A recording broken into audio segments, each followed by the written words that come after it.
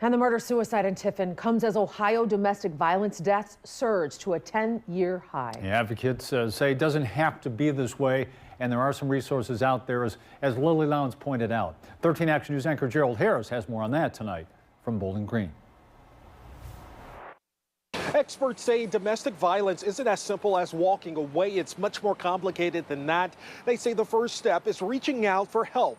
And unfortunately, what we know is that there is a large number of individuals in our community that are experiencing domestic and sexual violence. Kathy Moll is the executive director of the Cocoon in Bowling Green, which provides shelter and advocacy services to survivors of domestic violence and other types of abuse.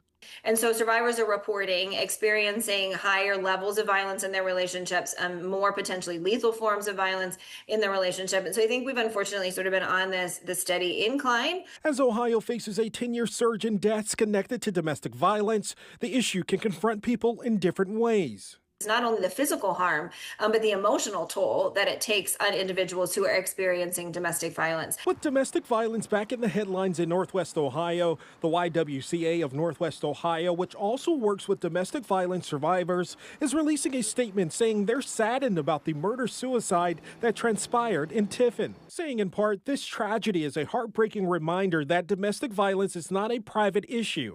It is a public crisis that impacts people of every age, background, and community. And it is incredibly complicated to leave an abusive situation. It's also incredibly dangerous.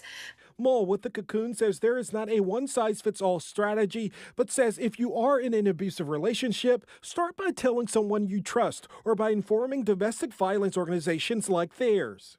The assistance and the support of an advocate or an agency like ours can help survivors navigate all of those barriers that can come up while they're making that really brave decision to leave an abusive relationship.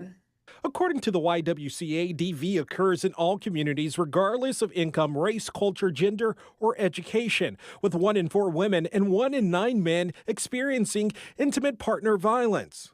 If you or someone you know is a victim of domestic violence, you are not alone. There is help out there. We have links on our website to local organizations like the Cocoon and the YWCA. Or you can call the domestic violence hotline at 800-799-SAFE or visit them on the web at thehotline.org.